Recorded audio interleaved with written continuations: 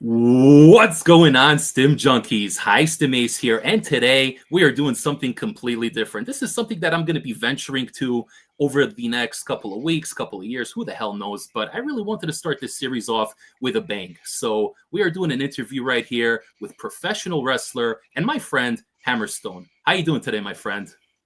I'm doing great, man. I'm excited to have a little chat with you. Bro, it's crazy how we ended up doing this because when we linked up originally, I could be wrong about this, but I remember I made a post on Instagram. I was selling some extra pre-workouts, fitness supplements, whatever, and I think you hit me up. Was that right? Yeah.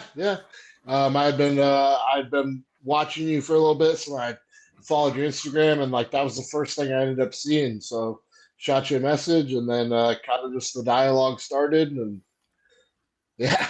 And we've been talking almost every single day. It's funny. I speak to GGH almost regularly. Shout out to Garage Gym Homie. We're really good friends. And me and you almost every single day just talking, shooting the shit, discussing pre-workouts, a little bit of wrestling, peptides. And man, it's been freaking awesome. I feel like I know you for years, even though in reality we've only been chatting for like a couple of months, maybe 3 months or something. But I feel like I know you for years, man. So I'm really excited for this as well. So let's begin. Give us a little bit of a background. Tell us a little about yourself, about your upbringing. At what age did you decide you wanted to go into pro wrestling? And did that coincide with training as well? Tell me a little bit about yourself. Yeah, man. So I grew up, and I always had a couple of the qualities that you would associate with pro wrestling, as far as like I liked being like the center of attention. Like I wanted to be like the class clown type guy. And then, as I got a little bit older in my teenage years, I was a musician. So I loved performing, and like I got comfortable being in front of crowds and stuff like that. I always like I loved wrestling. I did get out of it for a couple years while I was in high school, but like growing up, I loved it. And but it was just like it was so far beyond what was like a reasonable career path. You know what I'm saying? Like I might as well have like said I want to grow up and be like a cowboy. Like it just didn't feel like a real option. Um, and I got hooked into weight training when I was about like 16, 17 years old. And when I got hooked. Like seriously, like ever since like that bug bit me, I've been in the gym 5, 6 days a week ever since. And I've never like stopped loving it, never stopped taking it like super seriously at any point. That being said, like for a couple of years after I was like lifting weights and saying like at some point once I started like actually putting on size, because I started very scrawny. Anyone who's been to my Instagram like seen like the before and after, like I was 135 pounds my senior year of high school, the first day of weight training. I remember we had to take like log all of our numbers. I was 135 pounds and 6 feet tall. So I did not start out big, but like once I started like actually like developing my physique, I would say like, dude, I'm training because I want to be a pro wrestler, but it was still kind of just a joke. Like it was still not serious. I was making no effort to go in that direction. I was actually like I graduated high school with a full ride academic scholarship. So I was all signed up in college for like engineering was going to be my major because I was a math guy. Like I was really good at math. Um, but I was going in that direction, and I had like no gusto to actually pursue it. Like I just was like, this is what I'm supposed to do. I'm supposed to keep going to school. I have this scholarship. I might as well take advantage of it. But then, I had a couple crazy life things that happened. My dad ended up in the hospital, and he almost died, and he kind of we had like this one like really serious conversation out of nowhere where he just talked about like that he's not able to do anything he wants to do anymore because he had a stroke. He was like paralyzed, and he kind of was like, yeah, so whatever you want to do with your life, you might as well go do it. And I was like, I'm gonna fucking be a pro wrestler. And I dropped out of college, and I found a place to train, and I just kind of the rest is history. It's a very long and arduous path. There's a lot of years where you feel like, oh shit, I made the wrong decision. I'm, wrestling in front of 20 people and making no money. But eventually, step by step by step by step, I managed to make a career out of it. That's pretty crazy, man. You said you were doing music, and then you got into lifting, and then you said you're good at math. Which, by the way, I'm terrible at math. That's always been my worst. I'm very good when it comes to English and creativity and stuff like that. But they say there's like the right-sided brain and the left-sided brain, whichever one's which. But I'm definitely not on the math side. But either way, that's really crazy, man. You actually decided to pursue your dream and to do it, which is freaking incredible. Not everybody could say that. So you also started training, you said at about like 16, 17, correct? Yeah. So this is where I get a little bit jealous because, I'm not going to repeat my whole life story, but I didn't start really training till 28. I'm 35 now, so about 7 years. And man, I get jealous when I see these kids in the gym, even the broccoli heads, with the socks and flip flops. But you know what? They're there, they're training. So kudos to them. I wish I started early because it really does discipline you and it puts you in a different state of mind in general across every aspect of your life. Once you're disciplined in the gym and it's raining, it's snowing outside, you're hurt, you're tired, but you don't give a shit. You're going to go, you're going to train, it's push day, it's pull day, whatever.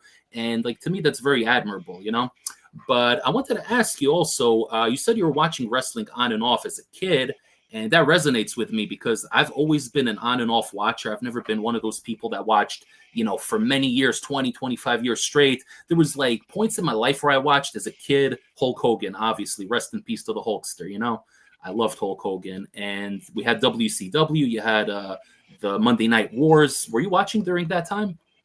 Yeah, that was like right when I got hooked. The thing was, I grew up. We never had cable, so we had to stay up like super late on a Saturday or Sunday whenever they were airing like the B shows, like Sunday Night Heat or Shotgun Saturday Night. That would air at like 11 or midnight. So as a kid, you try to stay up for that. A lot of times you fall asleep. So we'd catch it sometimes. So that would be what we saw. And it wasn't until SmackDown finally came, which I think was like 2000 or 2001, maybe. Maybe it was Yeah. sometime around then. And they were on UPN, so we could finally watch wrestling every week. And my brother and I, every week, were watching wrestling at that point. So yeah, that was definitely late '90s, early 2000s was like the peak of like getting into it.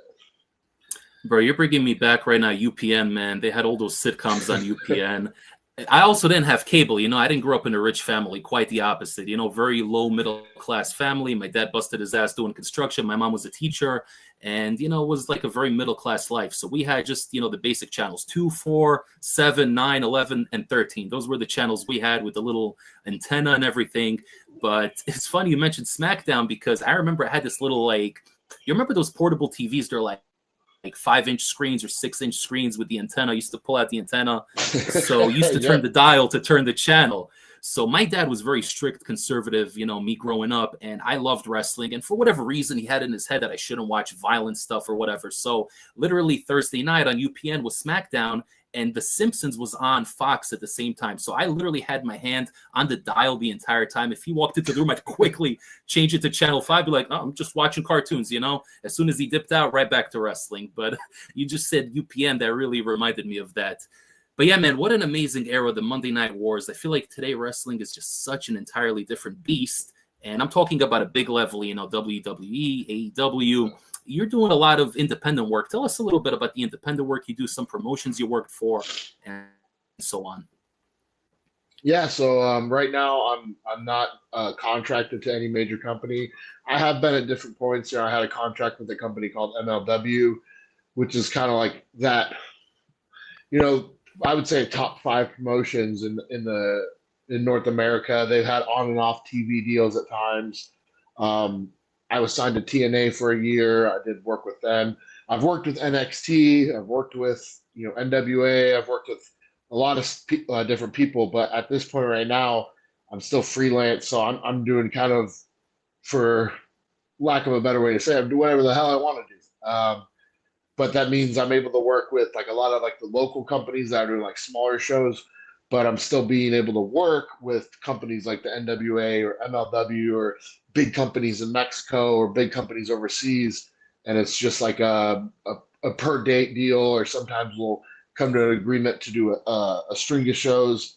But yeah, that's what I've been doing right now. And like you said, wrestling has changed so much. It used to be like there was, for a lot of years, it was like there was the WWE, and that was like the big dog, and that was basically it. But now like it's so mainstream, and there's stuff everywhere. And with the internet, people have access to everything, so people are able to watch all these things that 10 years ago they wouldn't even know existed. So it puts a lot more eyes on these other products. So it means that there's a lot more places to work, a lot more places to make money, and yeah, man, it keeps you busy because every week you're traveling and going to these new places. And it's a pretty wild career path, but I wouldn't trade it for the world. I mean, you're essentially your own boss, which is pretty awesome. You decide which dates you want to take, which places, and where you want to work. And I'm sure every place kind of operates a little bit differently, in terms of management and how they do business over there. So it's kind of cool they get to explore everything. What are some of your favorite places that you worked at so far? Company wise, definitely like I'm back at MLW regularly, and that was a place where I worked for like 5 years. Like that was a place where I really built my name, and like kind of went from being an indie wrestler to being like a nationally recognized wrestler. I won their world championship and held that for quite a while. I had a feud with Jacob Fatu, who's now in the WWE, and that was like kind of the biggest, like most recognized thing in that like company's whole time. Like people still talk about. I run into people. That match was 4 or 5 years ago. I run into people all the time that still talk about it. At the merch stand. Oh, bro, I love this match. So that company really broke me out, and we had a shaky year. My last year before I left them and went on to TNA, and things got kind of heated, and we had this animosity. But we rebuilt our relationship, and like my boss there, he's almost like a father figure. He's like a mentor to me, and he's just like we talk, all the time. We'll call to have a conversation about wrestling, and then we just turns into us talking, like catching up, and he's always checking in on the family. So that place is really special to me. But as far as like beyond just like companies, like getting to go places has been really cool. Like I've been to Japan and spent like 6 weeks on tour out there. Wow. Incredible experience. I've been to Germany, incredible experience.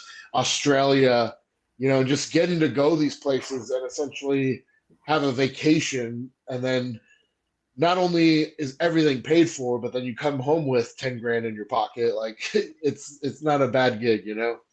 That sounds amazing, man. I didn't know in all our conversations you never told me you've been to Japan, bro. I'm dying to go to Japan. It's one of my destinations that I'm dying to go to for the food, for the culture. A lot of people don't know this about me, but I'm a pretty big nerd myself. Video games, anime, and all that other stuff. And Japan is kind of the central hub for all that stuff. So, I'm sure you had a great time over there. Yeah, no, it's a huge culture shock, and it was a little bit rough, like to adjust to it, because, like I said, I was there for 6 weeks. To leave my family behind, to not be able to like see my girlfriend, and like struggle to like kind of find like, okay, where are the gyms? What's the policies? Where can I get food that like fits my diet? Like all of that was like a struggle, but like by the end of the tour, like I was in a solid routine, and it was pretty cool. I was very homesick, but definitely loved my time out there. So you mentioned you were looking for gyms and stuff, and this wasn't a question I had planned, but I'm just kind of going with the flow. What is the gym culture like in Japan? Because I know in general, Asian guys, I'm not trying to stereotype, but a lot of them have more of a leaner physique. They're more into outdoor activities. They eat high carb diets. They're not into the whole protein culture the way we are here in America. So first of all, you must have stood out. I'm sure you got a lot of looks as you were just walking up and down the streets. But in terms of like the gym culture, finding a gym, the weights, how's all that? Let me know about that. It's so funny, bro. It's literally how I always describe it to people. If you go into like the mainstream gyms, like the mainstream fitness centers, I describe it like this. Imagine working out was not a thing that existed, but then you took a gym and you filled it up with equipment, and then you took 30 people and you let them loose and go, do what you think you're supposed to do here. Like everyone's using the machines wrong.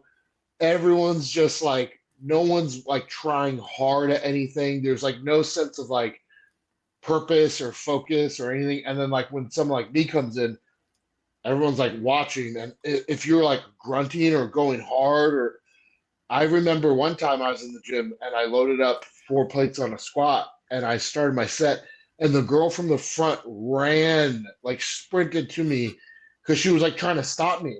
But then like by the time she got over there, I had finished my set and racked it. And I turned around and she just turned around and went back. But I was like, I guess like they'd never seen that, or like maybe that wasn't allowed. Like that was like too much weight to put on a bar. But dude, I my whole time there, I only ever found like one gym that was like kind of like a hardcore gym. It's funny because it was a gold gym, but this place was freaking tiny, bro. First of all, it was like 2 stories, and they had like all the equipment you'd expect for a gym, but the freaking place was the size of my living room, man. Like you Wow. could barely move around. Like it was just like so tiny, and there's like a couple like bodybuilders in there. But it was out of all my time there, that was like the only place I went that actually had like a workout hard vibe, and all the other places were just bizarre. It's so funny working out there. So I'm assuming there was like other wrestlers also maybe that were working out in this gym. Did you run into anybody you knew over there from any other promotions? You know what? Honestly, that didn't happen very often. We There was another foreigner who was on the tour with me, and we had the same. We stayed at the same like long-term stay hotel, so we would always train together. But like when we were like out and about in the city, like dude, Japan is freaking crazy, bro. Like it's so busy, it's so hustle and bustle. So unless like you were specifically in an area that like with people, like you're not gonna run into people like this, like you're not gonna run into other wrestlers or athletes. It's just because there's stuff everywhere. It's just like finding gyms was like was it was really hard, but there's places everywhere. You know what I'm saying? So what was it like in terms of food? Because that is the other part of the equation. You got the gym down, and I'm sure you had a hard time getting in your protein. Were you just eating a lot of sushi, or were you getting some wagyu? What were you eating while you were there? Well, one thing I always did was I would always eat the hotel breakfast because most places it was like $10 a day, and they always have eggs, they have rice, they have a lot of fish, which is strange when you say that too. Like you know, Americans like you're eating like smoked fish for breakfast, but I would always eat as much as I could at breakfast, as much as I could because I didn't know what I was going to be able to eat for the rest of the day. And then I would always have like my like meal prep containers, and I'd fill some of them up. Like so, I have my breakfast, and then I'd have like another container I'd like fill with eggs and rice, so I had that later in the day. Um, they have like 7-Elevens, and then like at a 7-Eleven there, it's more like it's not a big store, but they have a lot more stuff there. So they'll literally have a section where they have like little sealed plastic bags with cooked chicken breasts in them, and they Wow. have like little like wrapped rice squares. So you could go to a 7-Eleven and get like a healthy meal. But like one thing, me and like my friend at the end of the tour, because there's another store called Lawson's, and it might be even more popular. Like there might be more of those than there are 7-Elevens. So we'd always go to Lawson's to get our chicken breasts and eat healthy. Um, but it's the steamed chicken breast in a bag that has like this very specific flavor to it. And we were just so sick of eating them by the end of the tour, like so sick of like eating these little chicken breasts in a bag. And I remember like one time we're just on the tour bus, and we're just like, bullshitting questions back and forth. And somehow we were talking about the lottery. I was like, bro, what would you do if you like actually won the lottery? And he goes, I would buy Lawson's and then I would kill Mr. Lawson. Because we were just so sick of eating these chicken out of the bag. Oh my God, that's freaking crazy dedication, man. I can't even imagine. Wow. You got to do what you got to do. Yeah, exactly. Got to do what you got to do, man.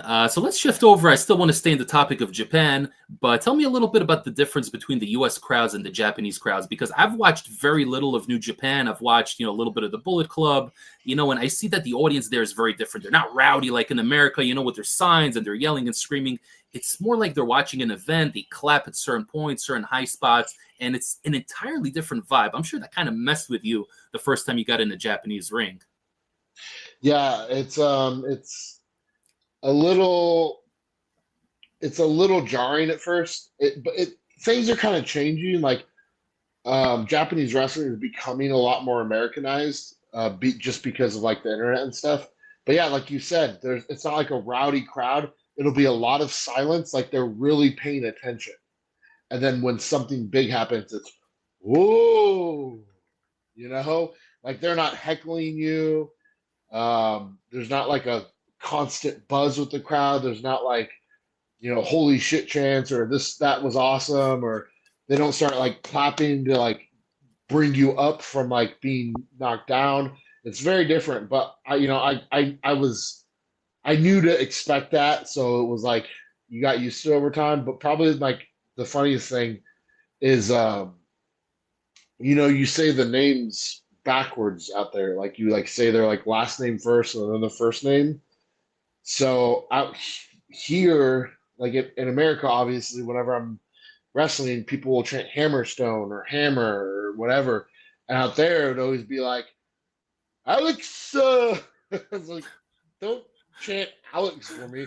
And also like the way they would say it, it's Alex. Like I would just be in the middle of the match and someone would like scream that. Please, why won't you just chant Hammerstone for me? No, that's definitely a culture shock, but it's funny, it makes for a good story. You could come on here, tell me that story, and I get a kick out of it. But in general, I heard that people in general, and I'm generalizing, but I was told that they're very respectful over there. In general, people are very mindful of each other, like the streets are clean, people are very respectful of personal space and that. Do you agree with that? So it's very strange because in some ways, yes, and in other ways, the complete opposite. Like, in general, I would say like the manners are like a lot better out there. But then there's other areas where it's like the complete opposite. Like when you're walking on the street, it's a fucking free for all. Like walking on a busy sidewalk, it gets crazy. Another thing that's very strange is like if you're like at dinner, like I'd be at dinner and fans would walk up to my table as I'm eating and put like a thing in front of me to sign. And Oh, I'm just wow. like that would never happen in America. Like someone would be, excuse me, like, but they'll just go like right up and be like, sign my thing, Um, Wow. there's other like weird things like smoking is a lot more common out there. So like you'll go to a restaurant and like they'll be eating their dinner and they'll have their fork in one or their fucking chopsticks in one hand and the cigarette in the other hand. So they're like eating food and then smoking. Like that threw me off. I thought that was so weird. And then another thing is like with like obviously like different types of soup are very popular out there, right? And to slurp your food is like showing that it's good, right? So it's like everyone's just like grabbing their food and you'll be in a restaurant and everyone's like and I'm one of those guys. I don't know. I think there's like a specific name for it, but when people make like a lot of noise eating, it drives me nuts. Like if people chew and smack their food or like make a lot of noise with eating, like it just drives me up the wall. So I remember like being in public and everyone's just like with their food. I was like, oh my God, I'm gonna kill somebody. What's going on? And someone explained to me, like, yeah, that out here, like they're basically like showing that they like this, like the soup. I was like, that's so weird, like just weird, like little things like that you never think about. That's crazy, man. I actually heard about that because I watch a lot of travel and food stuff. I'm a big foodie and I like watching a lot of travel stuff like Mark Wiens, Sani, whatever's best ever food review shows. And I watch a lot of stuff in Asia. And that is actually one tidbit I did know about the slurping. But the other stuff you mentioned with the signatures, like that's crazy. Imagine just eating dinner and then they come and put a bunch of shit on your table. Hammerstone, sign this for me. You know, like that's just funny. But I want to shift gears right now because we've spent a little bit of time talking about wrestling in Japan. You have quite a nice stack right there behind you, man. I'm seeing a lot of tubs. I'm seeing a lot of pre-workouts. And obviously, I'm high Stim Ace. This is the pre-workout channel, as you could see by the background here. So let's talk about it. Tell me about some of the products you're using currently, some of your favorites, and maybe some that you're interested in trying soon. Yeah, man. You and I have talked off camera about this, but for a long time, back in the day, I used all the hardcore stuff that would come out, the Jack 3D, and I think I even used the original Craze.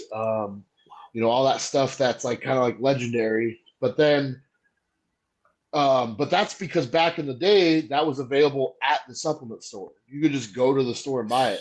And in the current era, the more like hardcore, like legendary pre-workouts or the illicit stuff or the stuff that might have something off label in it, you really got to know where to get it. It's not at the local vitamin shop. It's not the GNC. So I kind of got away from like seeking out the coolest stuff and just used whatever was either at the store available for a good price, or, I'm sponsored by Madhouse Supplements. They actually have some really good stuff. But sometimes I'd run out of their product and just go buy something at the store.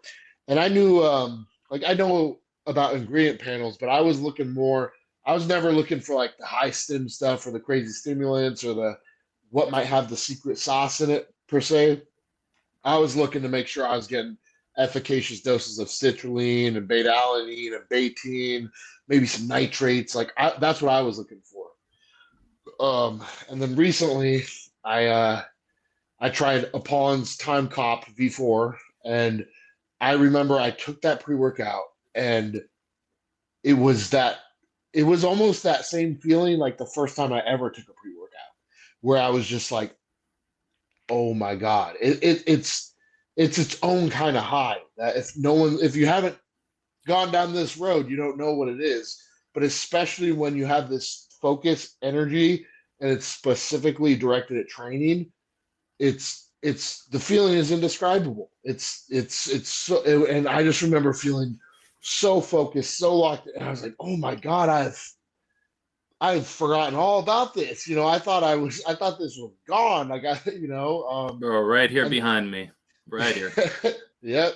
And that one doesn't even have anything that crazy in it. It just has the right dosages of the right things, and pretty high dosages at that. But it doesn't have anything like too wild in it. Nothing that's gray market or anything like that. But that being said, like once I got into that, man, I started watching your channel a lot more for not because like I've told you I had seen your channel before when I was like looking at a specific product, and I searched it, and then I watched your take on it, and that was it.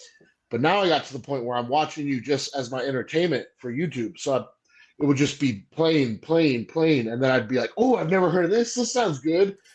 Where can I find this? Where can I find that? And then I get on the subreddits where people are talking about this stuff, and then every once in a while someone's selling like, here's my lot of 5 things for sale, and I'll sell it all for $100. I'm like, okay, I'll take it, and then I got in touch with you. I bought some stuff from you, and then, next thing you know, you're like, hey, you want to try some samples of some stuff? Like, sure, and then I keep like, you try something, even just a sample, you try it once, and man, I love this. I got to get a bottle of it. You get a bottle, then you get a bottle of this, and you get a bottle of this, but then next thing you know, it's like, oh shit, all of these have 30 servings, and I'm only taking it once every 2 weeks, like, and you start to realize, oh crap, like, man, like, I'm amassing too much stuff too fast. But like, definitely a couple of my favorites have been Time Cop. But it's crazy because I tell you that the first time, I bought that back in July, I've only ran it 3 times because you have a lot of stuff. Yeah, but that I love El Jefe. That's a great one. I'm trying to think of what my favorite DMHA hitter has been. What about Dark Labs? You ever dabble with Dark Labs? I know you've had some stuff from them. Yeah, so I love Barbarian. I have Crack OG unopened. I have Primal unopened. I have all their what would I call it? Like supplementary products, like Mm-hmm. the Euphoria, Ripper, Adrenaline, the Yohimbine. I've utilized those a lot because a lot of times what I've done is taken kind of like a more daily driver type pre workout, and then I'm like look at the label. I'm like, what can I add to this without overdoing it, but being just the right hit? And I play mad scientist a lot, scooping, add a new pep to this, or add a little bit of Halo stash shine to that. Try to make like I remember before I ever tried Barbarian, I did like a faux recreation of it, and it was way better than the actual thing. Like when by the time I actually ran Barbarian, I was like, this is great, but it wasn't as good as that weird wannabe version I created. Bro, I just want to cut you off for a second because I saw the post you made on the pre-workout supplement subreddit, and you just mentioned that how to recreate that original Barbarian. So I saw that post, and some dude over there, man, like there's a lot of weirdos on that page. There's a lot of fucking cool people I met on there, like people I speak to regularly, but there's a lot of weirdos. There's a lot of haters. You know, if they see that you're successful, they try to bring you down. Whatever, it is what it is, man. But that post you made, there was some guy hating on you, and you guys were going back and forth a little bit. You want to tell us a little bit about that? Yeah, man. So he, because the whole idea was because what happened was I got Toxic Masculinity Nutrition sent me their whole line, and when I was looking at their Conqueror product, it has 300 milligrams of DMBA, that's 300 milligrams of caffeine anhydrous, and I'm looking at the new Barbarian formula, and I'm like, what's this missing? It doesn't have any of the. It doesn't have. It has a cut dose of caffeine anhydrous. It has no DMBA. I was like, man, if you take a half scoop of this and add it to that, fills that gap. So I was like, it got the idea because I'm seeing all these people like a lot of people don't really know the ingredients, right? They just know what people describe about it. Oh, this is the hitter. You got to try this. So they don't really understand the label breakdowns. So they have no clue. But then they see the product that everyone's talking about for sale for $180 on YouTube. I mean on eBay, Yeah. and they go, well, I guess I got to get it. And some of these people like I'm very lucky to be in a position where I can afford to have these like luxury items, but a lot of people they're really pinching their pennies, and then they they spend $180 on a pre-workout, and I'm like, you guys know you could get very close to this formula by just doing it this way. So I was just trying to be a helpful post. But what I didn't realize is that guy who was like going back and forth with me just the day prior, he had posted that he had Barbarian for sale, and he was trying to get like $180 for it. Oh, okay. That makes so So much more sense. so he thought that I was being like these jerks overcharging. And he thought I was like trying to kill his sale. I got And you. he kept arguing with me. I was like, bro, this post is not directed at you. This is a general post to help people out if they're curious and want to do this. And then he's like, yeah, bro, but it's about having the collector's item. I was like, if it is, then they can get it. But if they're just after the formula, I'm just explaining that. And he's like, nah, bro, you don't get it. It's like buying the original Halo game. I was like, I don't care. Like what? And the funniest part of it was he was terrible with his punctuation, grammar, and spelling. Yeah, the So run-on it's like, sentences. I saw that shit. so I was like, not only am I arguing with someone who every time I retorted, I just kept reiterating, I am not. This post was not about you or your sale. But not only did he not get that through his head, he also was just misspelling and horrible grammar. So it was like such a headache. And I'm like, should I just stop responding? But then at the same time, I almost took the whole thread down. But then luckily, by like a couple hours passed, there was a couple people who were like, oh, thanks. That's great advice. Like, okay, I'll leave it up.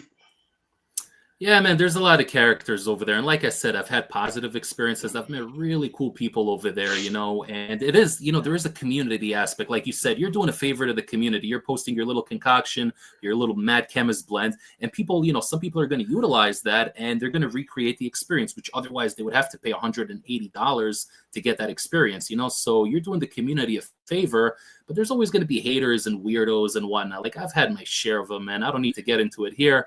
but I'm not very active on there. And if I'm being honest, I don't even go on there all that often. Like maybe once or twice a week, I'll go on for like 5-10 minutes, just kind of scroll a little bit, see what's up. And, I kind of dip out.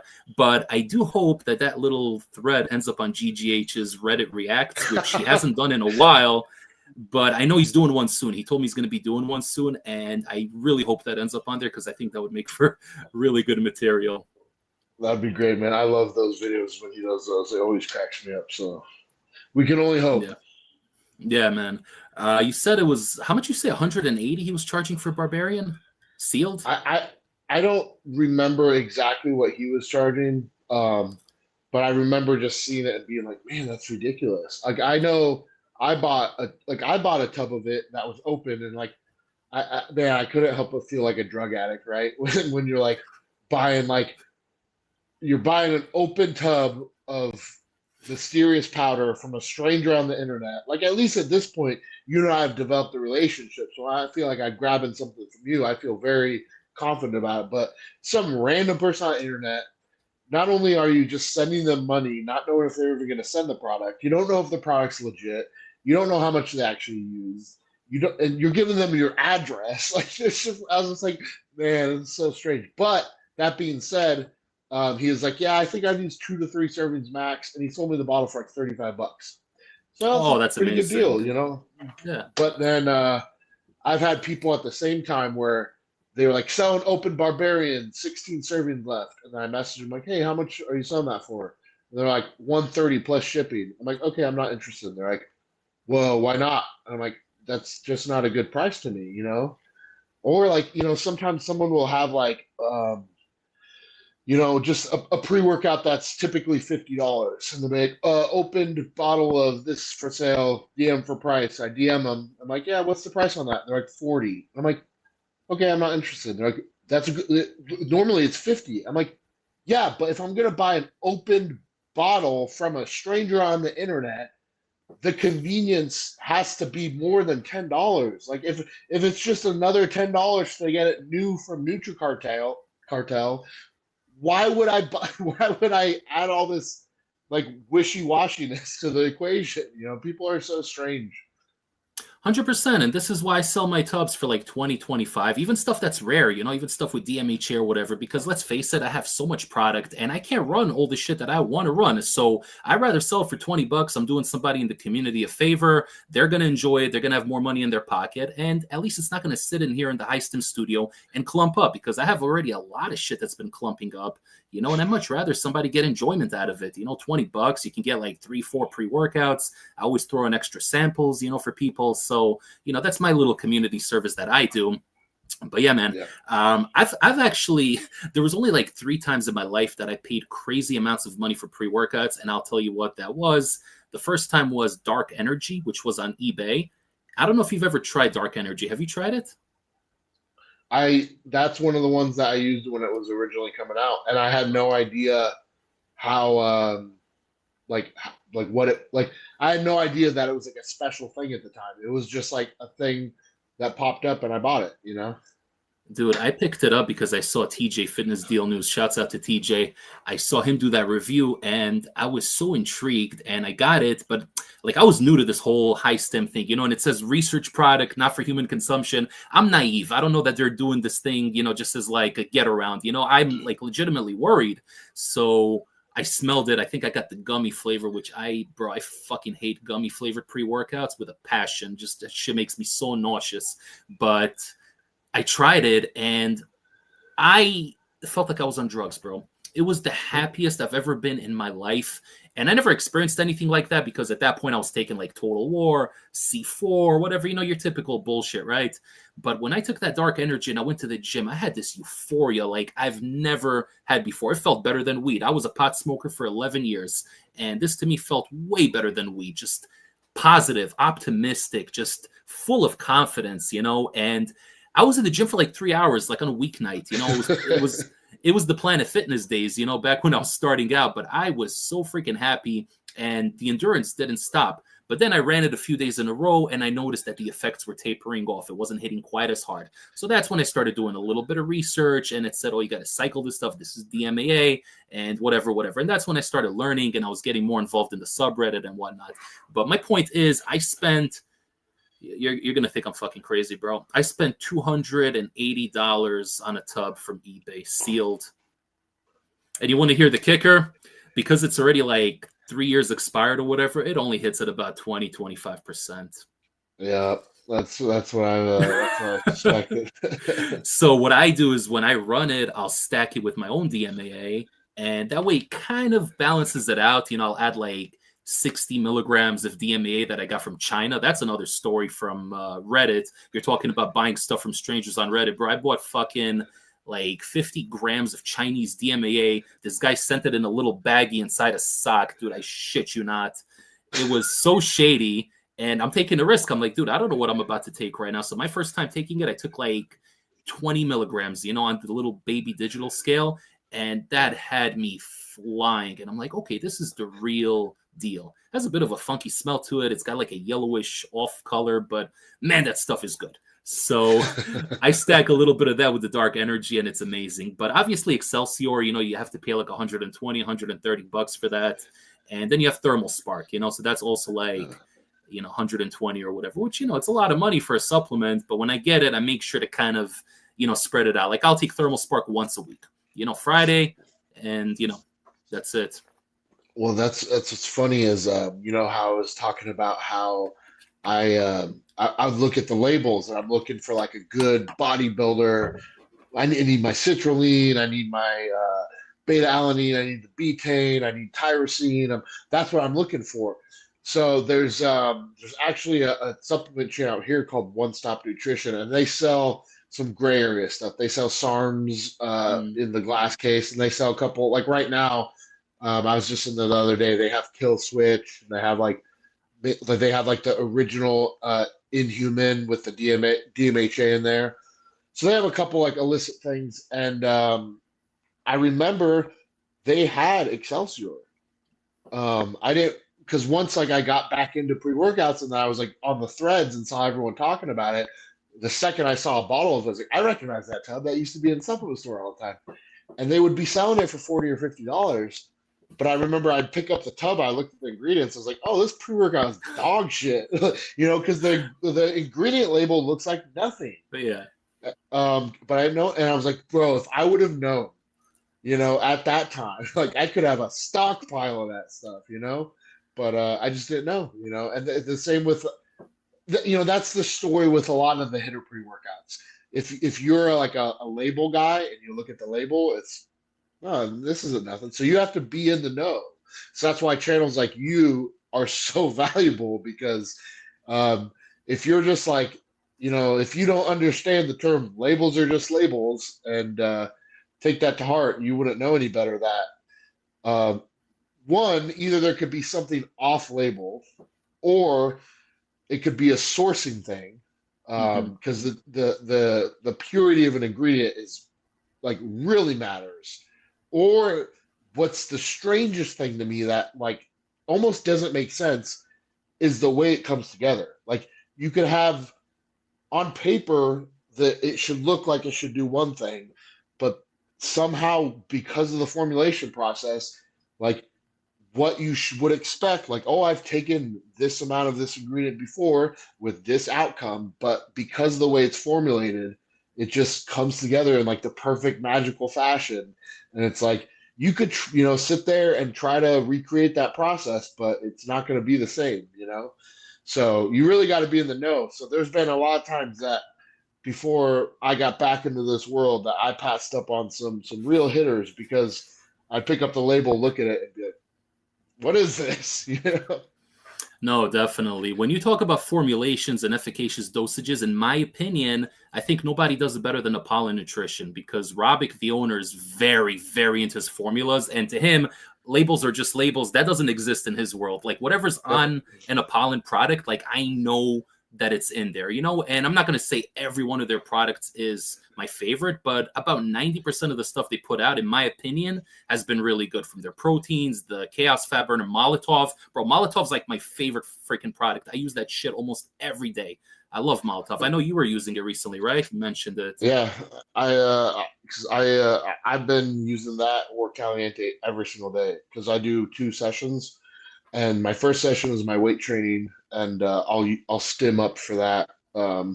Whether it's a high stim day or a low stim day or a medium, I always stim up for a weight training session. I never just train on like pump formula. But then for my second session of the day, a lot of the times I'll just do the non-stim fat burner. But ever since I started using them, like I know like it's probably better to cycle off them, but I've been running them pretty consistently for a while because they're just the science, like you said, the science behind the ingredients that like a company like Apollon uses. It's just such high quality. Like it's funny because like I'll do something like look up.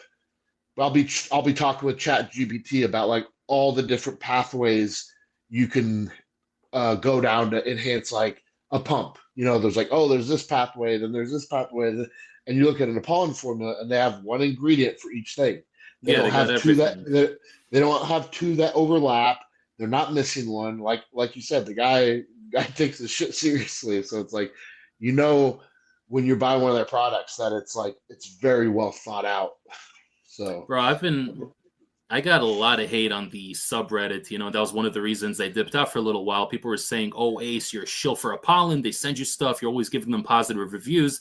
And that couldn't be further from the truth, man. If these people knew that I pay for most of the supplements I have from Apollon every time they have like a big promotion, like they just had one for Labor Day, you know, bro, I pay for most of these products. I use these products, the fiber, the greens, the Molotov, some like it hot. Like I use these products. You know, if a new product comes out, let's say the new Hooligan, they'll send it to me to review, right? And I'll give my opinion on it.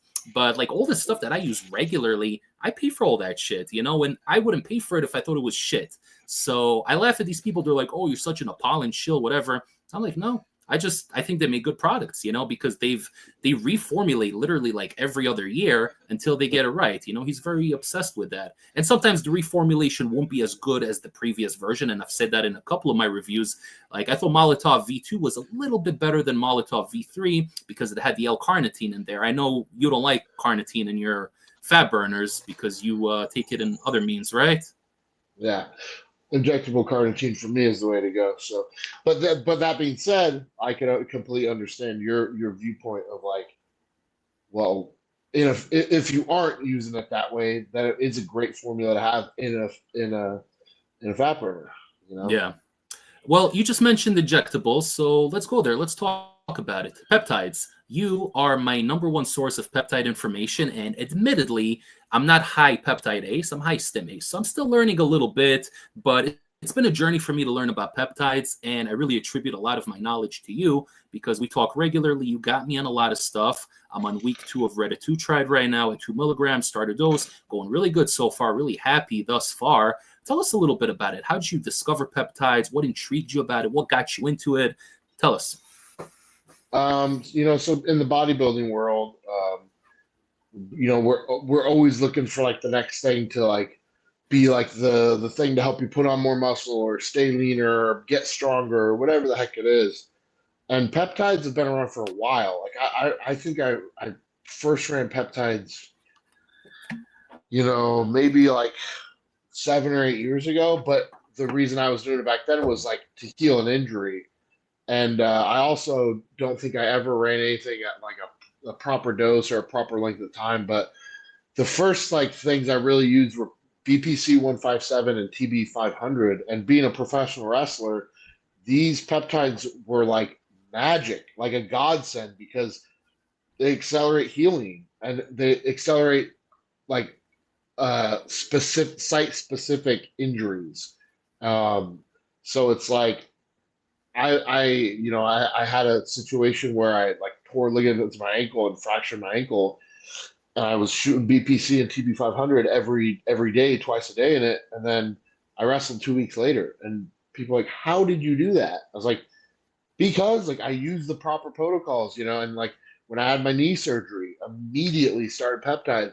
And I see the doctor a couple weeks later. He's like, "Man, this is healing really fast." Like, so that was like what first got me into the world of peptides. But then you start to dive a little deeper and see what's out there, and you realize there's stuff for upregulating your fat oxidation or upregulating your mitochondrial function, which will lead to better energy and better metabolization of your food and better sleep. There's stuff for better skin. And all of these are just chains of proteins. It's not like some foreign chemical that someone whipped up in a lab. Like, it's chains of proteins that are already in the body.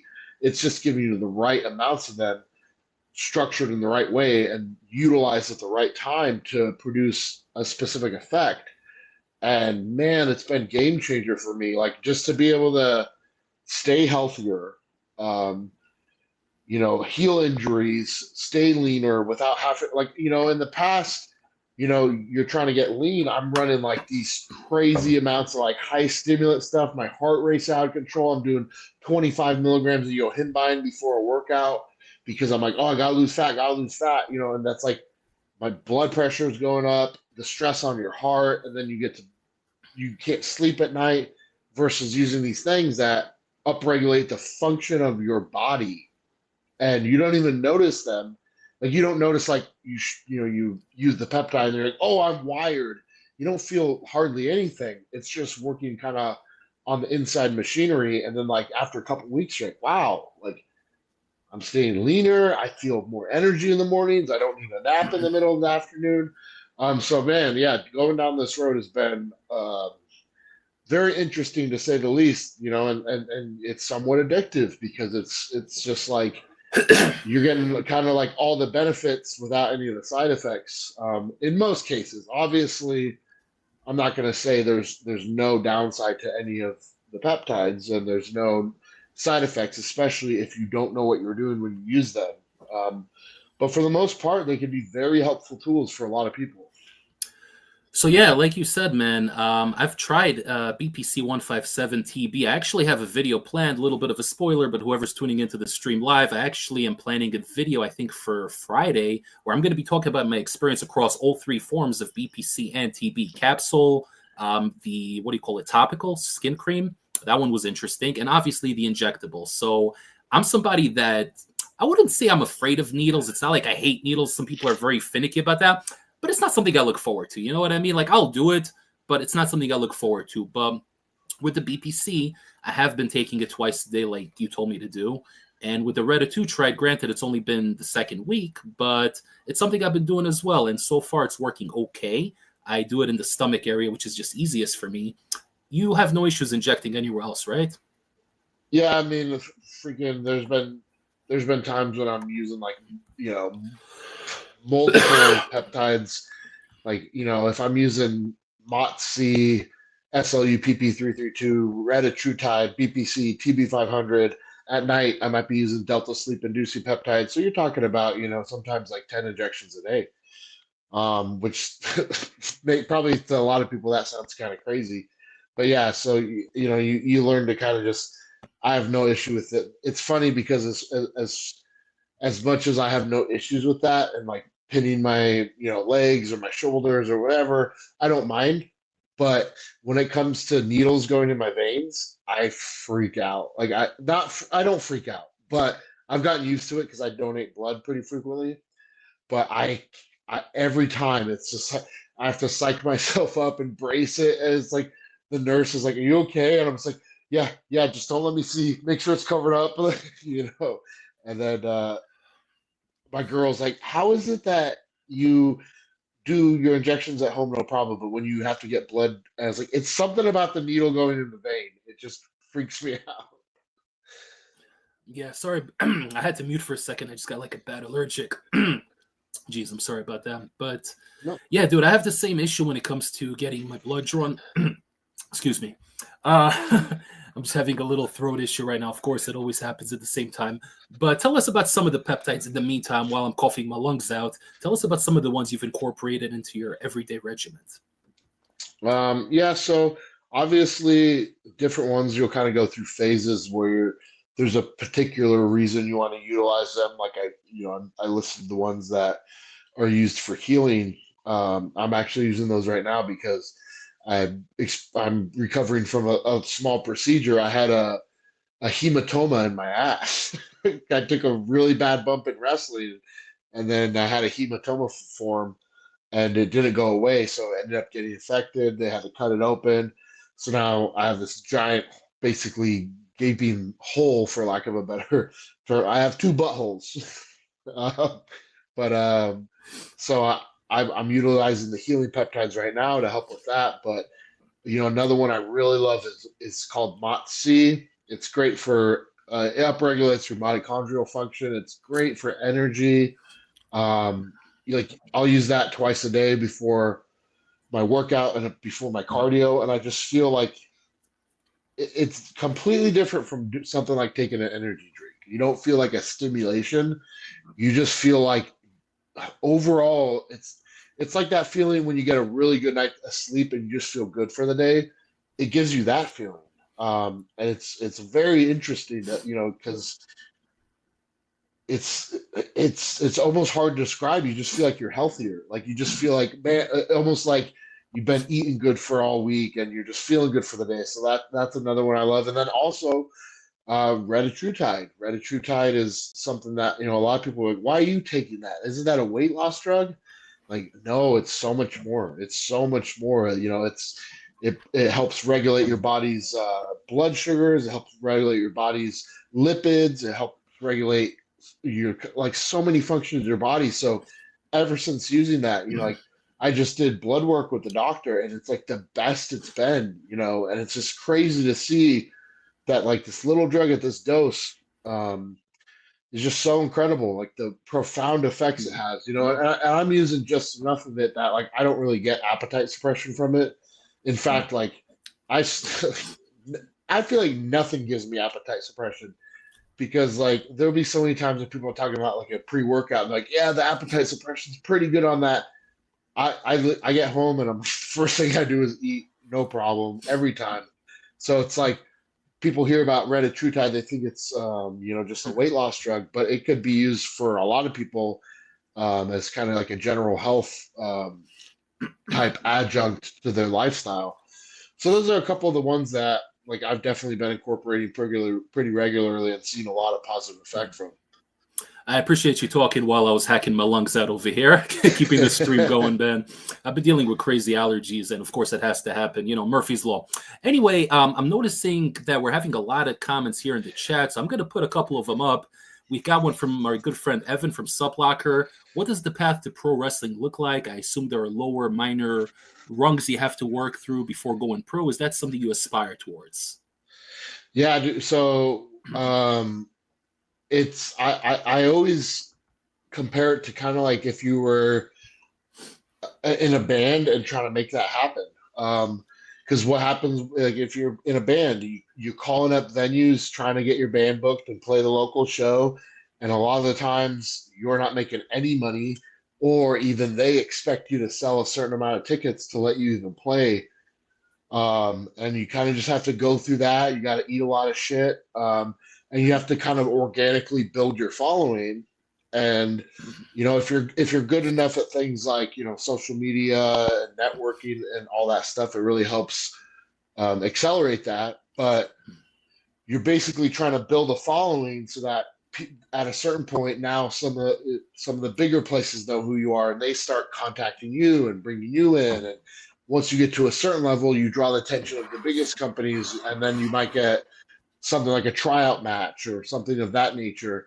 So it's really like, some people it happens, there's a couple different paths that are kind of like less likely where, you're an athlete and the WWE just gives you a tryout, or somebody and that opens the door. But for the most part, it's starting really low, not making money, um, spending a lot of time in cars, driving obnoxious distance. I used to drive to Utah 11, 12 hours to wrestle a match and get paid $40. It's like, oh my God.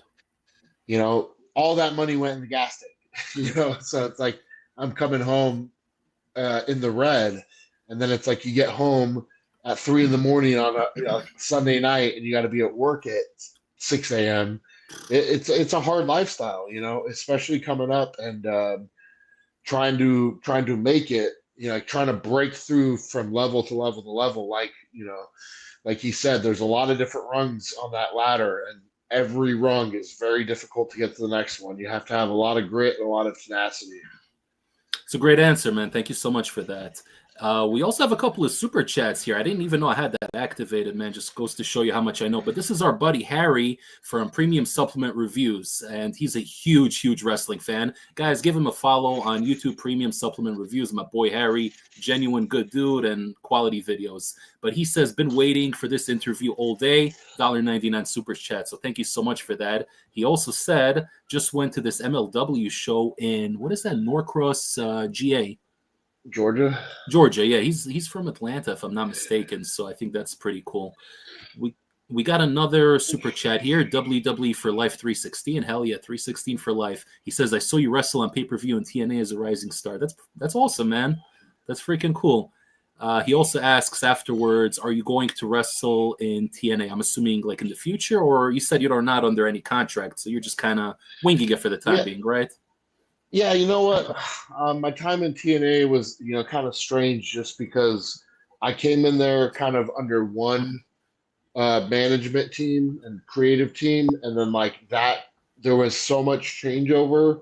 So it's like I kind of came in like, okay, this is your direction, this is what we're doing with you, this, and then like all those people disappeared, and then there's this new team, and kind of got strange and things got kind of on and off the rails. There was a time when I was off TV because I got misdiagnosed like at a local event. They had like their state commission, and their doctor like misdiagnosed me with like a heart condition, or they said I had like a heart murmur, and they wouldn't clear me to wrestle. So I spent like 2 or 3 months going to doctors to actually get cleared and return. So that really messed up my run.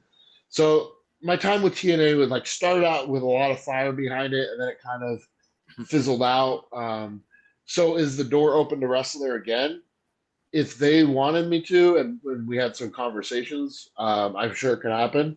As far as right now, that's not something that's it's not something that's on the books, but it's wrestling, and one thing in wrestling is you never say never. So I'll say it's possible. I'll say it's possible. But as far as right now, there's no plan for it. When you wrestled there, were you there during the Dixie Carter era, or was it Billy Corgan? No, it was actually past both of those because I signed. I actually, what was it, last year? Because my contract just ended in February of this year, so I was there 1 year. So it was in the Scott D'Amore era. So I was a huge TNA fan back in the day because when WWE was doing all the PG stuff, 2008 onwards, I discovered TNA back when it was on Spike, back when Vince Russo was writing it. Shouts out to Vince Russo, brand member for life over here. But yeah, I loved TNA back then. They had the X Division guys, Jay Lethal, Senshi, all those guys. They also had a lot of the big stars that I recognized from WCW and WWE. You had the Main Event Mafia. That was freaking, that was an incredible time. You had all the young up-and-comers, AJ Styles, Samoa Joe, Daniels, Kazarian, James Storm, Bobby Roode. Man, they had amazing stuff going on back then. People were always crapping on them like, oh, they're a little company, whatever. But I watched TNA for so many years, and I loved it. Abyss, Judas Messias. I mean, you had so many amazing storylines. Bro, I got to give a shout out also to freaking Samuel Shaw. I know he's in WWE right now, but he was doing this character. He goes by Dexter Loomis now. He was doing a character back then. They referred to him as Creepy Bastard, where he was stalking Christy Hemme, and he was so good at that character, like an American Psycho kind of character, I'm all about storytelling. I appreciate a good quality match, obviously, but I love storytelling, especially when there's a little bit of that darkness to it. Undertaker, Kane, I love that shit, man. I'm all about it. Oh, yeah. But we have another question here from our buddy Gino, Optimal Reviews, and he's a big fan of Japan. I know he wants to go there as well. We kind of touched upon it. You were telling us about some of the weird experiences you had there. But if you could think of just one specific, like what was the weirdest experience you ever had in Japan? I'm trying to think. Nothing stands out as like, oh, super bizarre off the top of my head. Like overall, there's some weird stuff. Like for example, you'll go out to like sponsor dinners, which is essentially I'd be staying at a hotel and I'll get a Facebook message from somebody, some Japanese name, and oh, hello, Mr. Hammerstone, I'm downstairs. Can I take you to dinner? And it's just some fan, and you just go. Because like out there, the culture is different. Like you would never do that here, right? If some Hell random no. fan showed up and was like, "Oh, hey," but out there, it's like it's part of the culture, and some wrestling fan would pick you up. You get in their car, and they would take you out to dinner, and it's so funny because the stuff they want to see you drink a lot of beer and eat a lot of food. So they would just be like I would just be at these like basically like a for lack of a better term like a steak buffet, just eating steak and drinking beer, and, and they're just getting such a kick out of it. And sometimes their English would be so limited that they could not even really have a conversation with you, and they're like it'd just be like you and a friend, and they would just be sitting there like happy to hang out with you and like buy you the dinner. It's like Wow. that's kind of weird, but at the same time, like that's a cool thing. One funny story does come to mind though, because um, I was there. It was the last night of the tour, and we were in Osaka, so we were way up north, and we were gonna have to take the bullet train back down to Tokyo. But that night we were going out for the last time, so we are just drinking ourselves into the ground. Like we were like 15 beers deep, and then they brought out the sake, and there was, and it was me and my friend Dr. Wagner Jr., who he's doing very well in wrestling right now. But we were like we were boys that whole trip, and there was another guy. Um, I won't. I'll leave his name out of it, but he was on the trip too. But me and Wagner were in the main event, like premier tournament, and then this guy was brought in as kind of like young boy, like he was staying at the dojo and in the opening matches and stuff. And so all the times when we got invited to go to these like big sponsor dinner parties, sometimes you'd be, oh, do you want to bring? Is there anyone else you want to invite? And we never invited this other kid. And then last night we're like, okay, let's invite him. Let's give him this experience. And we invite him, but then the whole time there, he was like super hyper and kind of immature. And he was like trying to like make jokes that like threw us under the bus, like to make himself look cool. Hmm. And he just kept doing that. And it like we were just like regretting inviting him, right? And then the they got our ride, so we were going back to the hotel, and he's like, "Is there room for me in there?" And then we were like, "Oh no, it's packed, but they're sending another car for you. It'll be right. It'll be here in like 10 minutes." And there was no other car coming, and we were in the middle of doubt. We had never been to Osaka. Like at least in Tokyo, we were kind of familiar and like knew how to take the trains, but up there, we had no idea what was going on, and we were the last two people that spoke English. Oh my God. So we were like, yeah, the car's coming, and we're just drunk, and he's drunk out of his mind, and then we just left out there. Oh my And then God. obviously he found his way home because he's still in the States. But I remember like we woke up that morning. Oh God, the hangover was terrible. But then we got to the airport. I was like, oh shit, we left so and so out there. I wonder how he's doing. Oh my God, that's a great story, man. I'll tell you one thing. I'm not really a big drinker. I've never been a big drinker. As you know, I had a history with pot. I was always a big smoker. But drinking, it's always been like a social thing to me. There's never been like something that about me where it's like, oh my God, I'm so excited to go to the bar and drink. But I'll tell you one thing. The the one drink that always messed me up, but in the best way possible, is sake. Because sake goes down so easy, whether you have it warm with sushi or whether you drink it ice cold, and they sometimes infuse like lychee to it or whatever, blossom, I don't know, to give it like a little undertone. So it tastes good. It doesn't taste like crap. And you don't feel it. It creeps up on you in a way where you don't feel it. You suddenly just feel warm and giddy and happy. I really like the drunk feeling you get on sake as opposed to like whiskey or vodka. And yeah, the hangover could be brutal.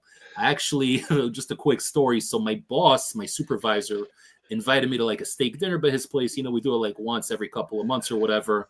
And he loves drinking. He's very into drinking. So I brought a bottle of sake, one of those big liter bottles, and we started drinking a little bit. And man, I'm telling you, I got so freaking wasted. And I biked over there. Like I came on my bike. So I had to bike back home drunk, and it was pouring rain.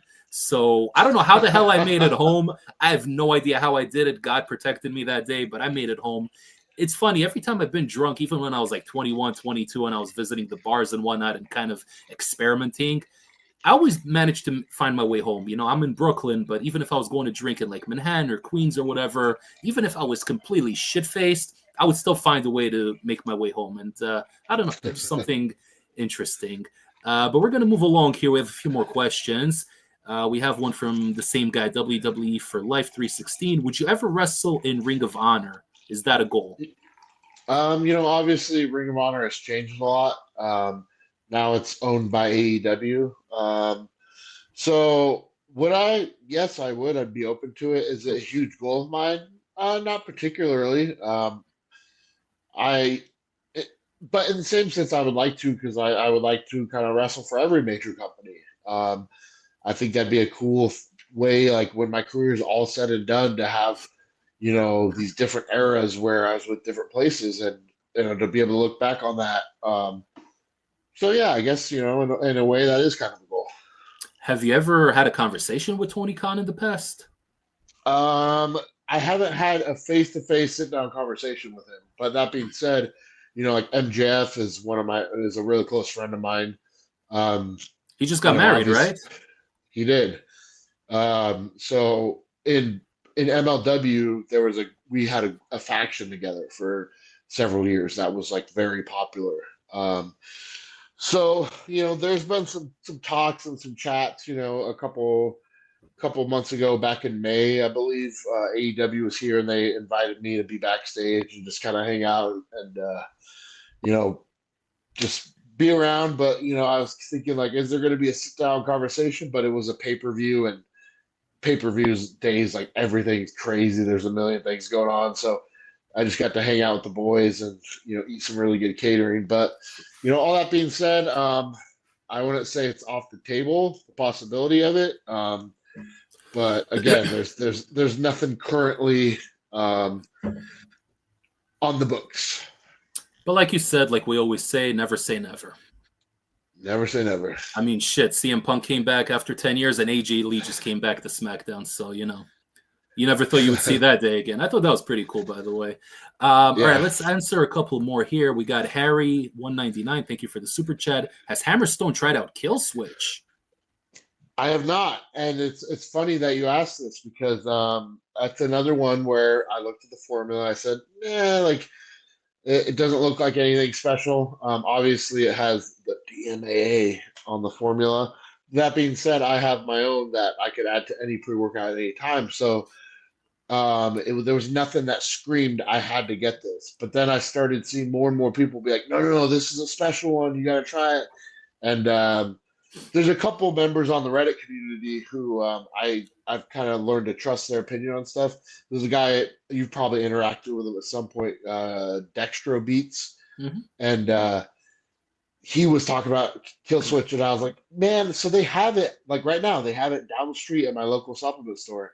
I was like, they have it, and I keep seeing it, but I don't buy it because I hear like it's one of those ones that, oh, this batch is good, or that batch is good, or you have to have the one with this date on it. And then he was like, bro, all of them have always hit for me. So I'm like, maybe I'll pull the trigger on it. But then again, I was like, okay, I got to get it. But then I'm like, I turn around, I look at my shelf, and I have like 4 or 5 things I still haven't even opened, and I have more on the way because they just had the NutriCartel Labor Day sale. I couldn't help myself. So I haven't tried Kill Switch. I haven't purchased it.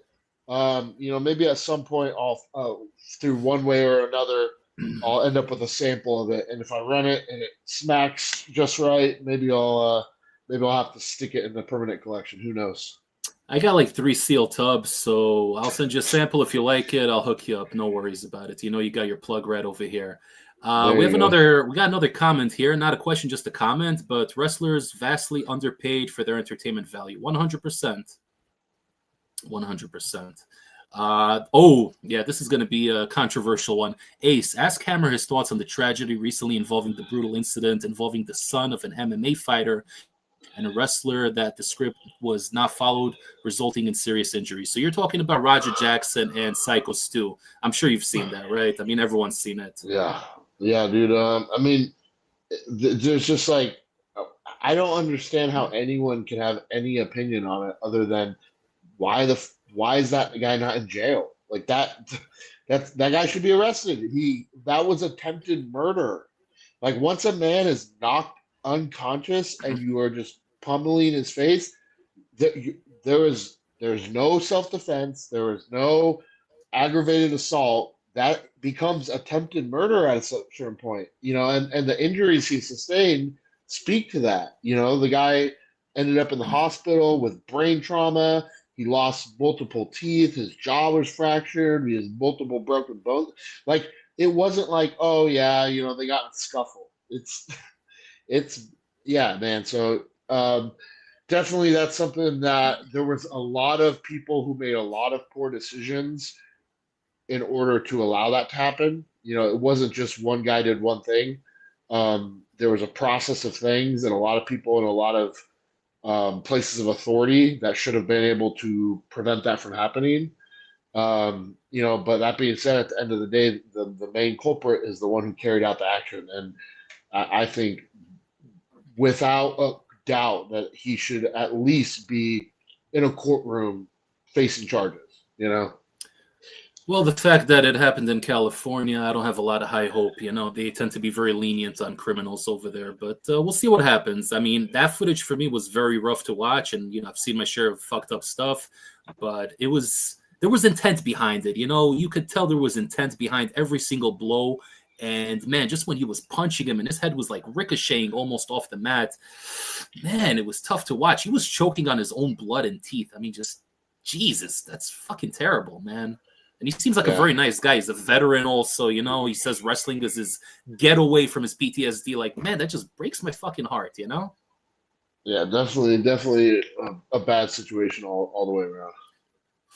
All right, so we got one more question here on the stream, and then we just have 4 questions from Instagram, and then we're going to start wrapping this up. Optimal Reviews, our friend Gino again. What are your top 3 illicit prees? It's going to be tough. So I haven't gotten the chance to use a ton of them. Let me think.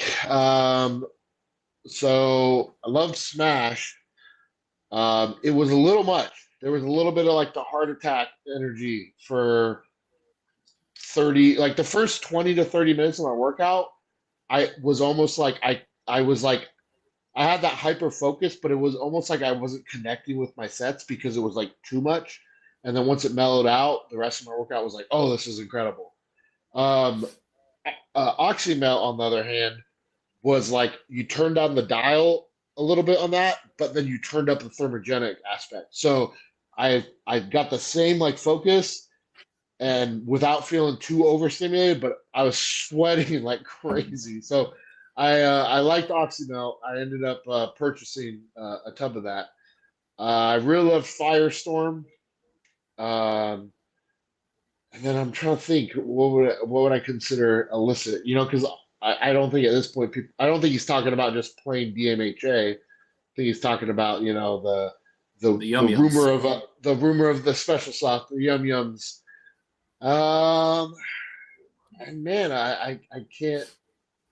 A third option is not coming to mind right now. I have a whole box of samples I'm looking at because between you and Gym Dad Fitness, I have quite the collection of samples here of stuff. I have like the IRA, the Venom, and the Game On, and all this stuff. So there's some stuff to be tested yet, but I try to space this stuff out so I don't burn my brain into mush. So I'm very careful about when I decide to venture into one of these little baggies. Yeah, 100%, man. I've also been messing with some of those crazy ones recently. I just did Game On. When was it? Yesterday? Yeah, yesterday I did Game On for High Stim Saturday, and that one's really good. I think you're gonna like that one. Ooh, Game On. There you go, man. You're gonna like that one. It builds. It takes it like 30, 35, 40 minutes to build, but it's really good. It's like a less intense version of Irate. I'm actually gonna be dropping my review for that at some point this week, and also dropping the review tomorrow for the new Rect and Raged from Huge Supplements. And we spoke about it off camera. That one's crazy. I don't think people are ready for what's coming with that one because people think Huge Supplements, they're relatively mainstream brand, compliant, whatever. You guys don't know. You don't know what's coming, okay? Because this thing at 2 Scoops, I'm going to save it for the review, okay? The review's already recorded. It's going up tomorrow, guys. Hi, Stim Ace on YouTube. Don't forget to check it out. Now, we have a couple of questions here from Instagram. I made the story, I don't know, like 15, 16 hours ago, so I didn't get a lot of questions on here, but just a couple. So we have our friend Sean from Sub Talk Radio. He says, hi, dream match, any superstar past or present? Kind of put you on the spot Um, there. yeah, man, it's hard. I don't really have one, to be honest, at this point, because I've been so lucky in my career to have like so many matches that like I thought were dream matches. You know, like I've wrestled like so many big name wrestlers. Like it's just crazy. Like some of the guys I watched in WWE growing up, I wrestled. Guys watched in TNA, I've wrestled. Like I wrestled. For anyone who's familiar with Japanese wrestling, I got to wrestle Marufuji. Like that that was a dream match, and I had it. The Wow. matches have happened. You know, and not to try to sound like, oh, I'm too cool for school or anything like that, but I also don't have like the starstruck type personality. Like I'm very aware of the fact that any other wrestler is another human being. They wake Mm-hmm. up, they have to put their pants on in the morning. They take a shit just like I do. They just said they have their own problems and highs and lows. They're just another human being. So it's not like I see these people. I'm like, oh my god, oh my god, oh my god. Even the first time I ever worked backstage at WWE, and these people are walking by me, and I'm shaking hands with people. Like there was no, oh my god, that was Roman Reigns. Oh my god, that was John Cena. It was just like you start to realize, like, oh, this is just another guy, so I've always kind of like tried to humanize people in that regard. So in wrestling, like, is there like people that like, oh, that would be so cool to have that match because I think it would be a really good match, or they're in a position where having that match would be really good for my career. There's thoughts like that, but as far as like dream match, like nothing screams out to me. So sorry if that's kind of a letdown of an answer, but I just like my dream match is my next match. Like my dream match is the next person that I get an opportunity to go out there and have a great match with, because I've really tried to shift my mindset and be more appreciative that I'm still doing this career path and just try to make the most of it every night I go out there. I think that's a great answer, man. I really like that a lot. I've also never been somebody who was starstruck. Like I've seen some celebrities, and like you said, they're people, But there's one exception, and I mentioned his name before. When I met Vince Russo for his meet and greet that he did last year, first of all, he doesn't do a lot of these shows, because he's kind of blackballed in the industry for various reasons. Everyone has their opinions. That doesn't matter. But I've been a brand member for like close to 10 years, and I've been listening to this podcast. Like I was 25 or 24 or 25 when I started listening to him, and his voice, almost every day I listen to his shows and I see this guy on the screen.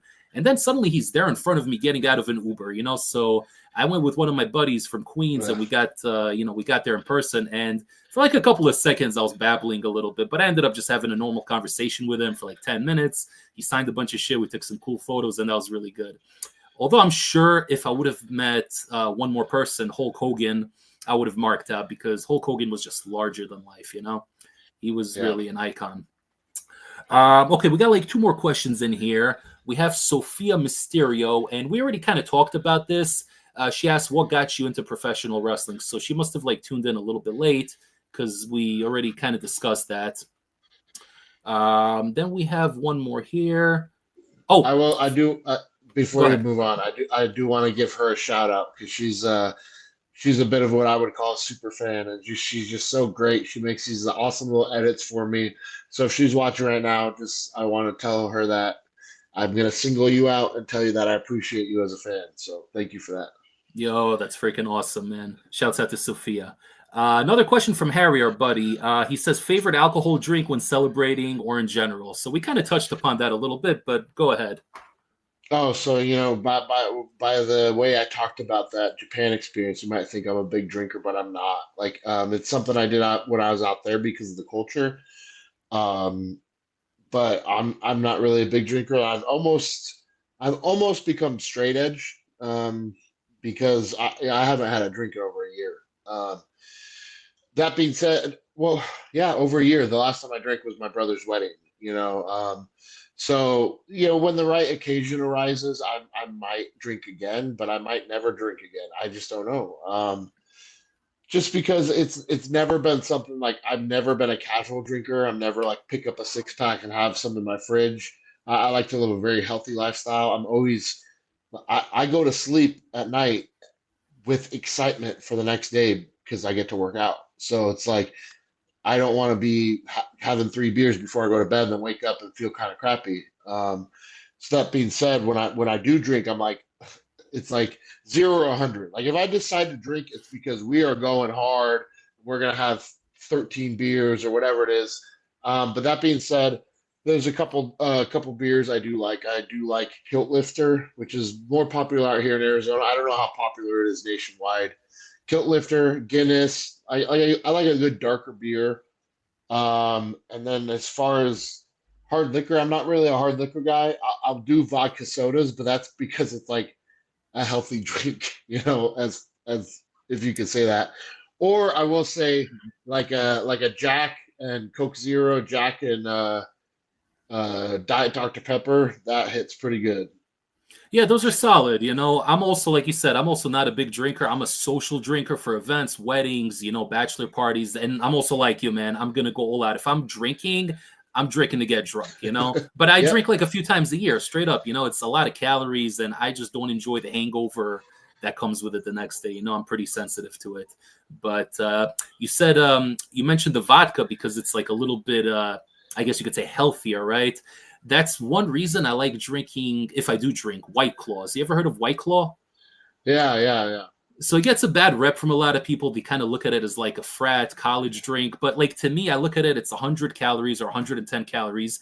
You're staying hydrated because it's like vodka or whatever mixed with seltzer.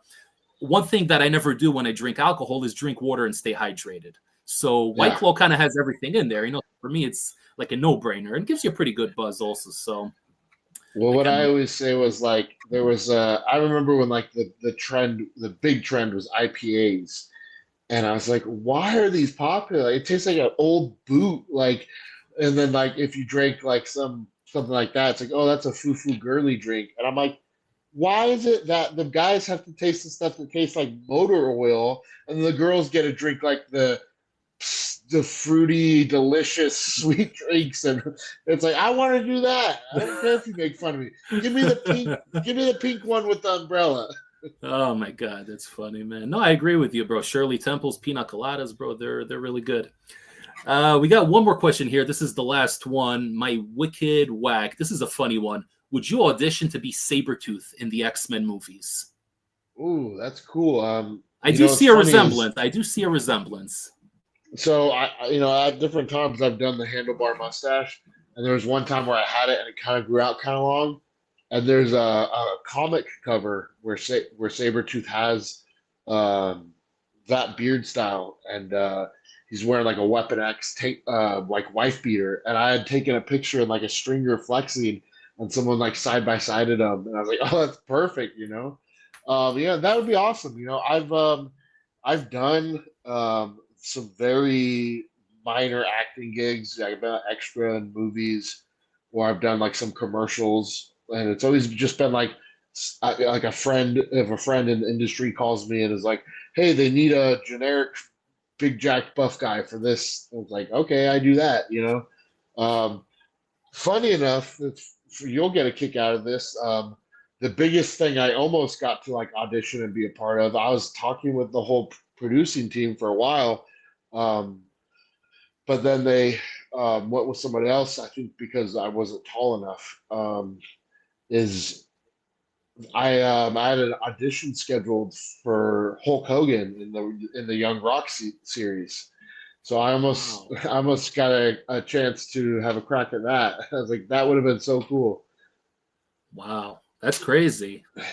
Yeah, it was crazy just because I don't know if it was because like on Twitter like that because someone posted that I should play like when they're like, oh, the next season of Young Rock's gonna have Hulk Hogan in it, and then there was like someone's like Hammerstone should play him, and like that got kind of traction. I don't know if like the people at NBC saw that, but one day I just opened my email and I had a freaking email from like some executive producer and was like, "Hey, are you interested in this and this? Can you come out for these dates?" And I was like, "Wow, but an opportunity that never got to flourish."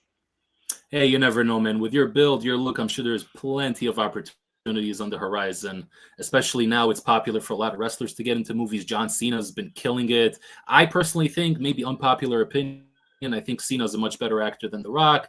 I know, guys, I know unpopular opinion, but I think Cena's very versatile. He did this one comedy movie. It was called Vacation Friends. Funny ass movie. And he played such a different character than anything you've ever seen on TV. You don't even make the connection in your mind that this is John Cena from wrestling. It's like a complete new character, but really, really great movie. We got one more comment here from Roy Sanchez. He says, yo, I'm late to this. Love this dude, Hammerstone. Wish he stayed in TNA a bit more. So people are fans of the TNA days. That's really Hey, cool. it was a good run while it lasted. Absolutely. And like you said earlier, never say never. You never know what the future holds. So, Roy, go back and watch the entire interview from the beginning. It is going to be available on YouTube as soon as we're done here. With that being said, go ahead, give all your plugs, everything, affiliates, put it all out there. Yeah, go ahead and follow me on all the social medias at Instagram, Twitter at Alex Hammerstone. If you want to look me on Facebook, you can just search Alex Hammerstone. Um, and yeah, I have a couple things I'm getting into as far as like I am an affiliate with some supplement and peptide companies. If you'd like to get in touch and ask me some more questions about that, I'm always down to have a chat, help you guys out.